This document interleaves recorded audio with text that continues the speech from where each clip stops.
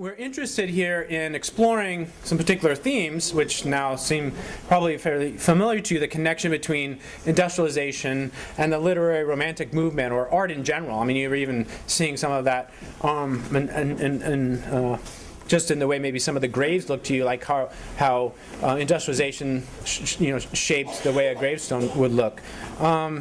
And also the way that nature gets folded into that. What happens to a landscape like a garden cemetery? That's art too, right? And it represents historical change over time. But the other thing is to try to explore the use of primary sources that are visual. That means engravings like the J.W. Barber engraving, also some like the paintings that Charlie Webster showed you, and the landscape itself. But also now we're going to focus our attention the remainder of the day on Thomas Cole's painting The Oxbow, which he did in 1836. And we were going to also do something with Charles Sheeler's classic landscape. I don't think we're going to be able to get to that. And a couple of you have already asked me, I think 3 people have asked me today, what about the Hudson River School? So here we go. Thomas Cole is part of the Hudson River School.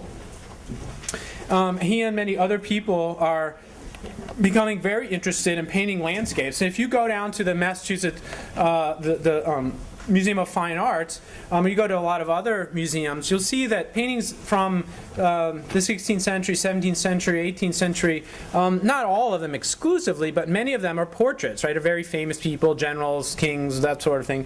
Thomas Cole and others are pushing landscape painting in a way that's very innovative and also very interesting.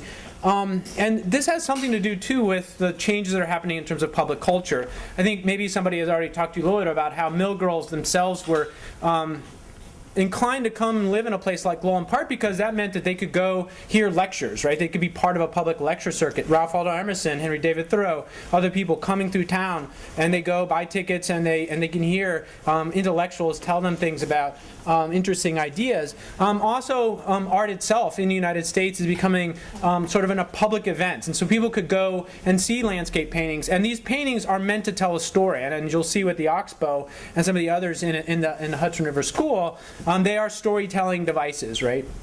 And even if people couldn't go to the actual exhibition, the printing technology and distribution of prints is getting to the point where people could get copies, and these could be passed around. In fact, many of these things will appear on like boxes of tobacco or other commercial items, right? Or you'll get little cards in the products that you buy that show famous lithographs. The Currier and Ives lithographs actually are distributed that way quite widely.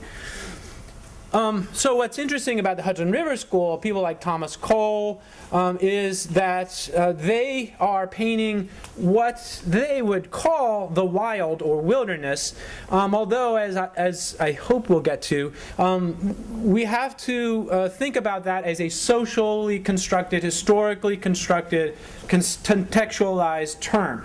The wild and wilderness don't always mean the same thing to people. Even if you saw something that looked like the wild or wilderness to you, it wouldn't necessarily mean the same thing to somebody, say, getting off the boat, joining the Pilgrims and settling the Massachusetts Bay, Plymouth Bay colony, and at least how we value it.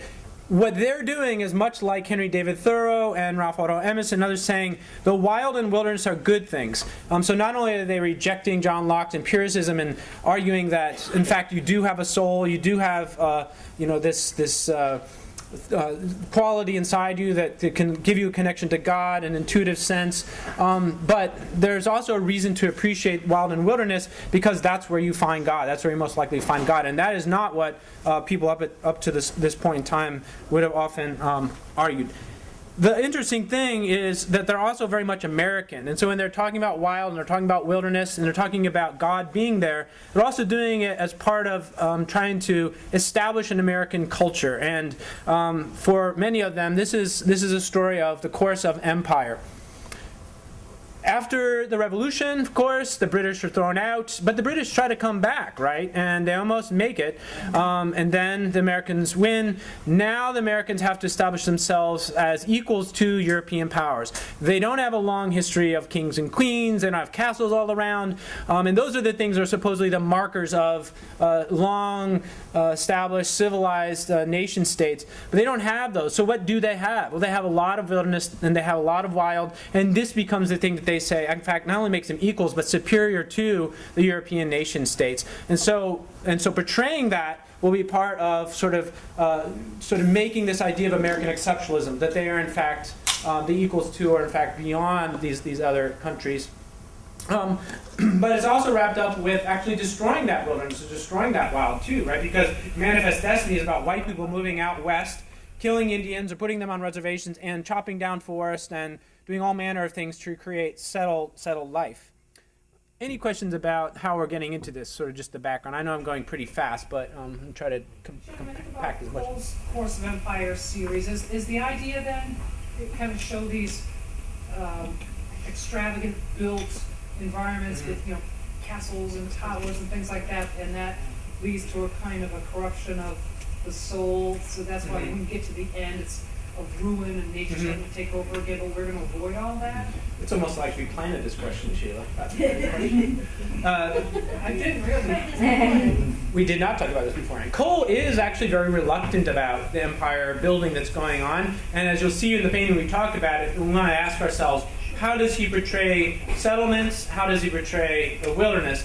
There are other people that are part of the Hudson River School that aren't necessarily as reluctant as he is, and so they'll think highly of the Manifest Destiny, and they'll present it in a way that's fairly positive. But this does get us back to what we were discussing earlier this morning, when we were talking about the idea of the Indian as a primitive ecologist, right? This person, these cultures that are supposedly untouched by civilization, therefore have some notion of liberty and freedom that we've lost, and also a connection with nature that we've lost, and that noble savage is sort of held up as the model. And so, yeah, you could say, I think in some ways these paintings are sort of the visual version of what some people are doing in writing by trying to create an interest and sort of at least some attention to that noble savage, which the noble savage you'll see presented in these paintings, right? But the question will be, how is the noble savage, what's the function of the noble savage? Yes? Is this the era I'm trying to place it where, like, the beginning of the entrenchment of the American Indian as the noble savage, or the hero, like, starts in terms of, like, mascots and in terms of... a little later, but... That later. Yeah, but Thomas Cole, very interesting for this, because Thomas Cole, initially in the 1830s, he argued that we should have we should have something like parks, wilderness, or wild set aside. And then when he would write about that, he would say, and we should put some Indians there. With the idea being that they're part of nature in a way that other cultures are not, right? Because they're so close to nature that they're part of the wild you want to save. Like an animal. Like an animal, right? And other people later sort of back off from that notion, and when the first national parks were created in the 1870s, 1880s, 1890s, they don't, in fact, they send the army in to kick the Indians who are living there out so that it looks like wilderness, because they can't have human use of that landscape. That's not the definition of wilderness. In fact, the national park rangers uniform, if you look, they have a campaign hat. That's the hat that they wear, these folks around here, and that's because the army is sent in Yellowstone first to kick the Indians out there, and they just basically model the National Park Service uniform off of the original group of soldiers that are in there to patrol and move Indians out. Right? Does that answer your question? That's not like you weren't even asking me that. But, again, there's a really. I'll try to think of the title of the book in a moment. Yes. So the Puritans equated the wilderness with Satan, basically, and then the transcendental movement sees nature as God. So it's kind of like a full turnaround. Very different. 200 years. Right. Yeah, and I think we might get to that. We might just skip through. So there's a context for the Hudson River School, and that's what it is right there. Here's the oxbow. And when we get through looking at this painting, we're going to get back to that question, I think, and we can discuss that in more.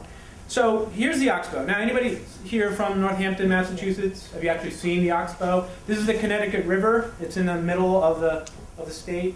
It's also the river that divides New Hampshire and Vermont. All right. So on the one side, we have a certain perspective. On the other side, we have another. And let's see if I can get a pointer. Yeah. Over here, we also have Thomas Cole, who has painted himself into the painting. Now, he is in the middle.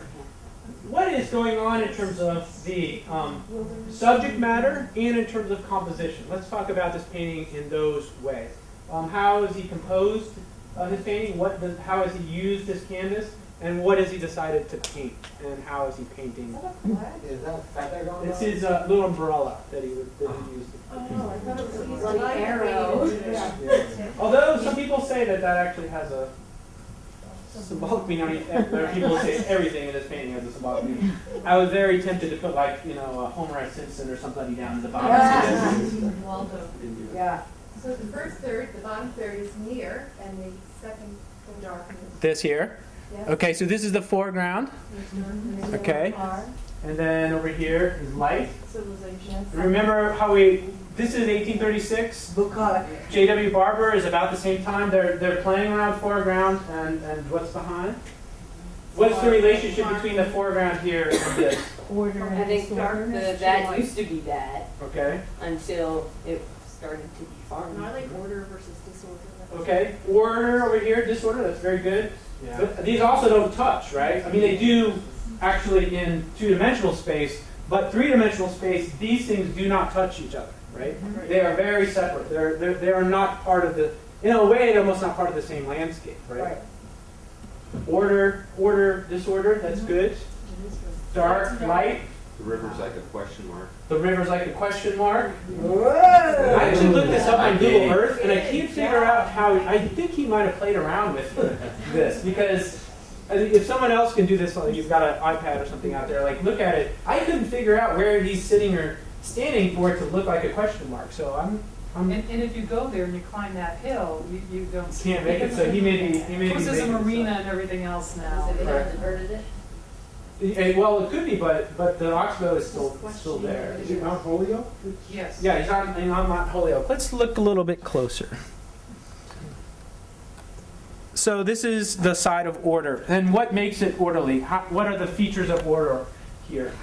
There's like clearly defined boundaries, like between, okay, this is this person's farm, this Right. that person's farm. There's a lot of like rectangular man-made shapes designating, this is this crop, this is that Right. crop, this is your farm, this is my farm. That's typical of, supposedly, of linear European culture, right? To have property lines that are right angles. Supposedly doesn't exist in nature, the right angle. If you would have went to a farm in the Concord area back in the 1600s, you would not have seen very many farms divided up into rectangles and squares. People in the early division of land would have gotten pieces or parcels of land everywhere in the Concord within the Concord limits. You would have got some meadowland, you would have got some orchard land, you got a good infield, a good outfield, maybe some pasture land, maybe part of the common pasture. It wasn't like this, right? So this is the beginning of that agriculture that Charlie was talking about. That's very much more market oriented. This is what you do when you're producing for a market. And it's associated then with capitalist-oriented agriculture.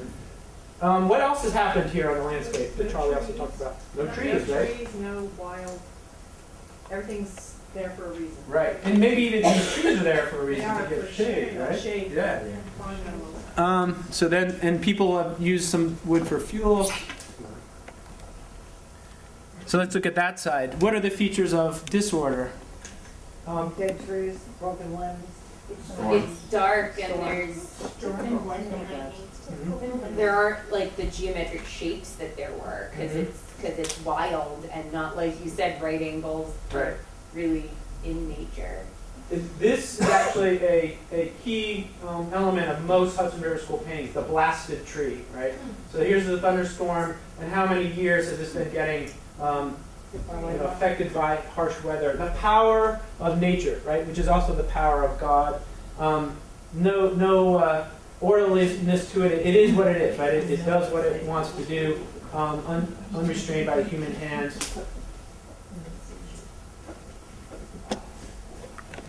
How deliberate, how much of a connection do these guys have with the European romantic painters? Because it just seems like you could easily put at least that left side into any, like I forget his name. No, that's a very good point, but I also think it's equally applicable to writing. You look at the writing that's coming out at the same time. There's a literary romantic movement in Europe and painting that's going on with it, just as there is in the United States. We just happen to call our literary romantic movement transcendental, right?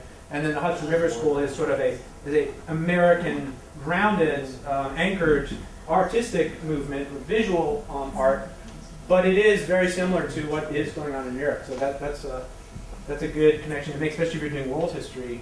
Some of you are here doing world history or teaching world literature. Is there still a philosophical underpinning to that in Europe? To the writing? Sure, it's Kant. It's Immanuel Kant and other people who are also arguing against Locke. Immanuel Kant arguing that there's this intuitive sense. And Emerson is a fan of Kant, and he was reading Kant. I don't know how much Kant Thoreau read, but he's more inclined to Eastern religion philosophy.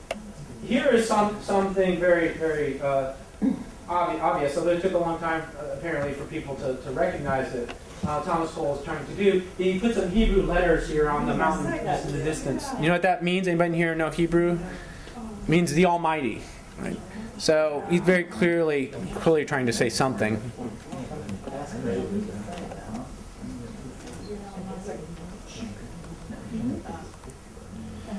So let's see what Thomas Cole has to say about his own work. And this speaks to Sheila's question. There are those who regret that with the improvements of cultivation, the sublimity of the wilderness should pass away. For those scenes of solitude from which the hand of nature has never been lifted affect the mind with a more deep-toned emotion than aught which the hand of man has touched. Amid them, the consequent associations of God the Creator, they are his undefiled works, and the mind is cast into the contemplation of eternal things. Now, the thing we're going to do is make sure that all these PowerPoints that you saw today and that maybe you've seen in the week are available to you, so you don't have to scramble to write all of this down. But what is he trying to say? I know this is kind of hard to follow sitting here, slide after slide. But what is he saying here, and what is he introducing as ideas or concepts about people and their relationship to nature? You're closer to God. Who's closer to God? Anyone. Yeah, but it has to be not controlled nature, not manicured nature. Right. Sounds like Thoreau. In fact, he uses the word undefiled, which that's more than just saying that's it's not defilement is So what are people to nature? Rapists. We are separate from nature, and we are disturbers of nature, right? We are defilers of nature. We are not nature, which would have not been the way that many of the young women who are becoming mill girls would have thought of nature before, when they're out on the rural homestead and they're thinking, this is how I get my food, this is how we make our clothes.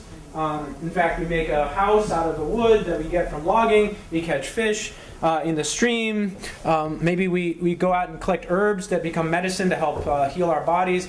It's very, very much more likely that they would see themselves as connected to nature and as part of nature and not separate from it. Even though the narrative usually is that people before this are the ones who are the defilers and the ones who come after are the ones who have respect for it. This isn't necessarily more respect for nature. It's just a different way of thinking of nature, right? You could argue, in fact, and I could argue that people that are growing crops in the Concord area in the 1600s and 1700s, because they know a lot more about how to farm, and they're using the meadow grass to feed to the cattle, put manure on the fields, that they're actually doing doing more sustainable agriculture, that they actually have a better relationship with nature than some of the people who later come out and say people should never touch nature. Why does he say there are those? I mean, it almost sounds like he's not agreeing with it. He's dismissing it. Is it part of a longer passage that... Well, he actually does regret the improvements that lead to the defilement of nature. There are some other people in the Hudson River School, which we might get to. I got a painter that I want to talk about if we have the time, who are not as reluctant to see that happen. In fact, when they do Course of Empire paintings, they're talking about the Course of Empire as a good thing, right? And he doesn't necessarily see it that way. If we it's kind of hard to see it in the painting, but Also, how big? it's about that's about 5 feet by 7, something like that, which is actually kind of small for the landscape paintings that we're talking about. And then they get bigger and bigger and bigger.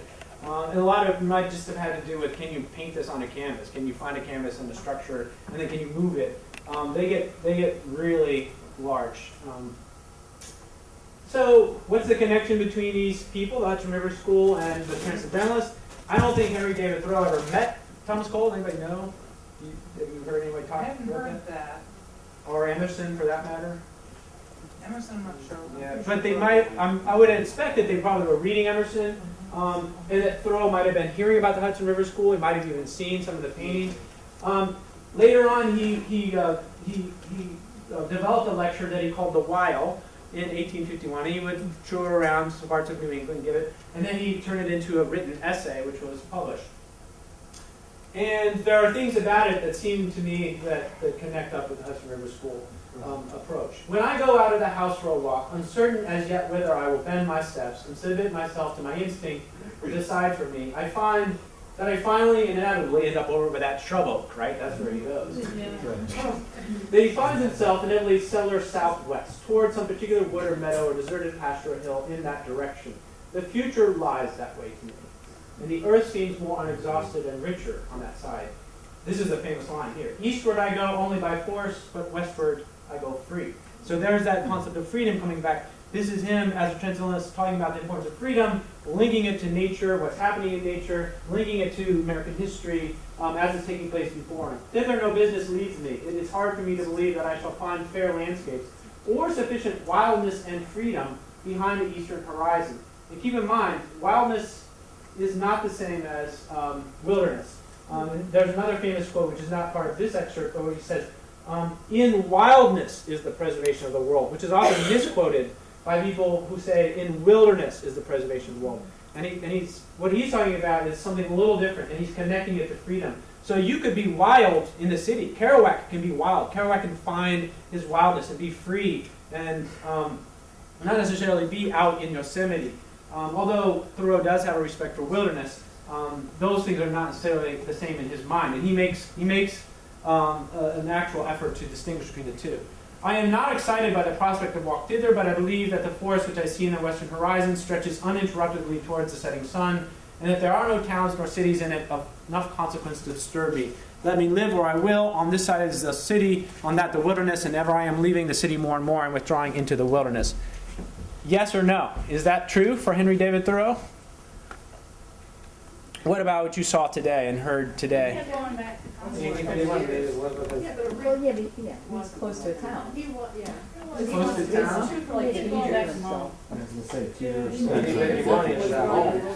Yeah, went back to Montrie all the time, so. Yeah, he's nice. We're harsh. He's close to his family. Yeah, I want to see him go truly out west, though. I think that'd be a pretty different experience. So he went to Maine, to Mount Katahdin, which is the highest point in New England, first place to see the sunrise in the United States, and it blew his mind. He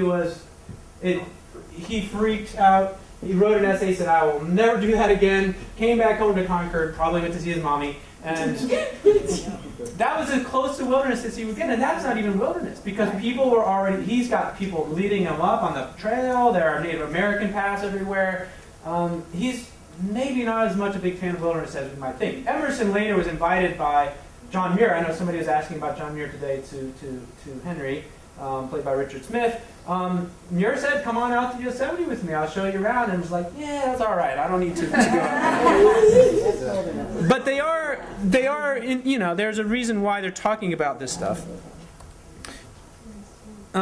This is a painting that's by also someone in the Hudson River School, Asher Duran, and it's titled "Progress, the Advance of Civilization," and he doesn't mean that ironically. This was done in 1853. He's a pal of Cole, but Cole and Duran are not on the same page as far as how they understand the course of empire. So how is the composition of this painting similar to the oxbow? In what ways is it different in terms of composition or perhaps at least subject matter? Again, you have Broken tree? dark on the left and light on the right, and Okay. civil on the left, I mean right, and wilderness on the right. Indians out there? Yes. He is known for being what you might say more of a realist, but yes, you're also right that so the canvas is divided at an angle. On the left we have the wilderness, and on the right civilization, or what is becoming civilization. Broken tree. Broken tree, the They're blasted people tree. now. Individuals.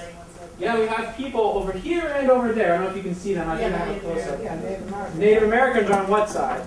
The Dark side. The wilderness. The white people are over here. Right? And the sun is rising. I don't know if that's supposed to symbolize the dawning of a new era. They made it west, right? So this is the Pacific, and this is a city. This is somebody who's talking about the city on the hill. This is maybe the other new city on the hill here. And these people are on their way out there, right?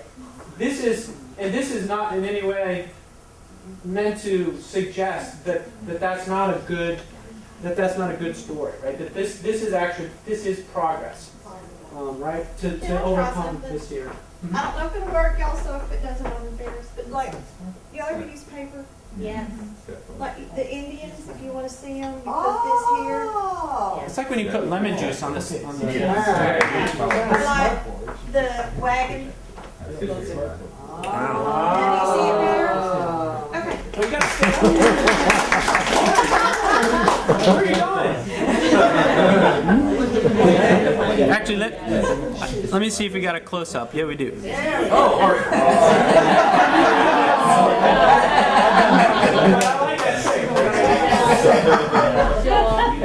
So there's what are they doing?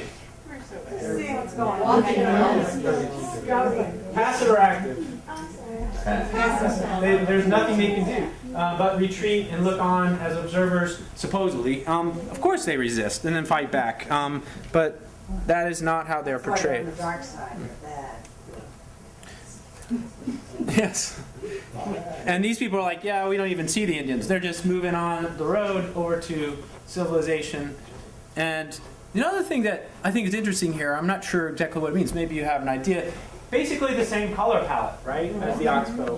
Why would they? Are these colors of any significance? I mean, I don't know the answer to that. Do you think there's any reason why they have the same color palette? Are there more natural colors, more natural? Okay. Why would the neutral colors be more effective at doing what they're trying to do? More realistic. More realistic? Well, it leaves everything open for speculation.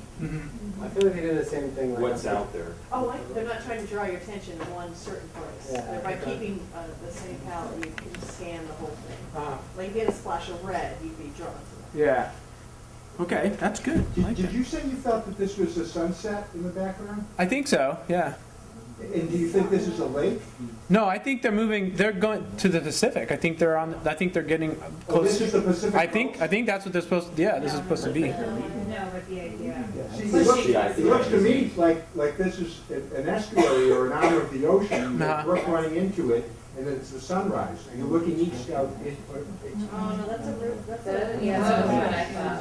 What's that? Well, but they, What's a road? but Okay. he's Well, a, I mean, I don't necessarily see it as a I road. don't think that's a road. he very explicitly This says is a bridge he there. believes in manifest I'm pretty destiny. sure those animals It'll be cannot west. swallow. Yeah. I'm pretty sure. Yeah. Look what direction the horses are going to. They're going towards us. Yeah, the horses aren't on that same Mhm. plane. Okay. These guys over here. They're leaving. The ones in the front.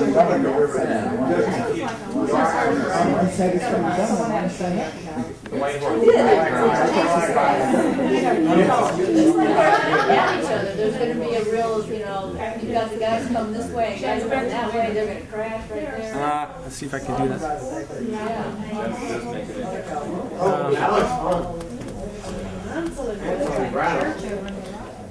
Got to talk about wilderness. That one?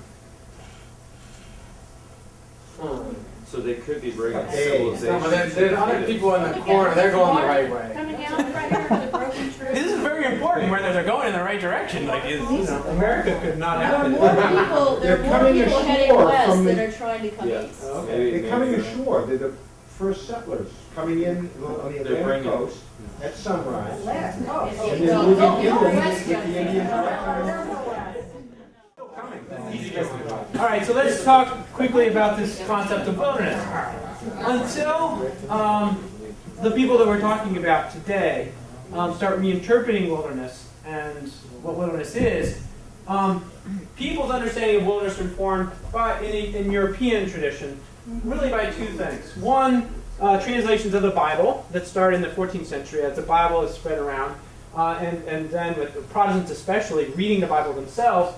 When they're talking about the place that Jesus goes to be tempted by Satan, or where Moses goes to lead the Israelites around, they're in wilderness. That's the word that they're using, right? So it's a treeless wasteland. That's what it is. Not a place you want to go. It's a place where bad things happen, or things happen that are a challenge to some buddy in terms of their sort of like the spiritual journey.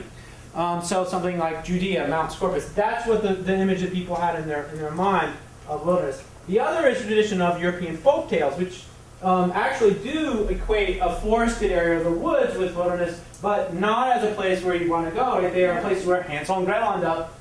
What ends up to Hansel and Gretel? They get eaten, or they escape, right? In some versions they get eaten, in some versions they escape. Right. Or She's eating other children. right, the brother Grimm. I mean, there's different versions.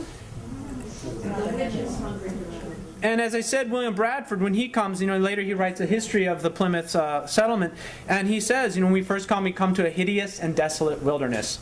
And the thing that makes it hideous and desolate is, one, it just makes it hard for them to stay alive, right? They have to cut down the woods in order to plant their fields if they can't get Indian land that is there because Indians died of disease and sort of left them the empty land behind. They have to clear the land in order to plant so that they can feed themselves and get through winters. But it's also a spiritual challenge to them, right? That's what later on is, of course, in the 19th century, Hawthorne is talking about in the Scarlet Letter, right? Where does Hester Prynne go? Where she falls? She goes to the woods, right? She leaves the community. She leaves the control of the community, and that's why she ends up wearing a Scarlet Letter. But then, as a result of the Transcendentalists, as a result of the Hudson River School, we get to a point by the middle of the 19th century, here 1862, during the Civil War, people like Frederick Edmund Church doing Twilight in the Wilderness, and he means for you to be feeling awe when you see this, not fear. Not fear in the sense of fear for your life, but maybe if there's anything like fear that's part of the feeling of awe, it's fear of the power of God, right? Fear of something that is beyond you, that is much bigger than you, that you connect through the material world.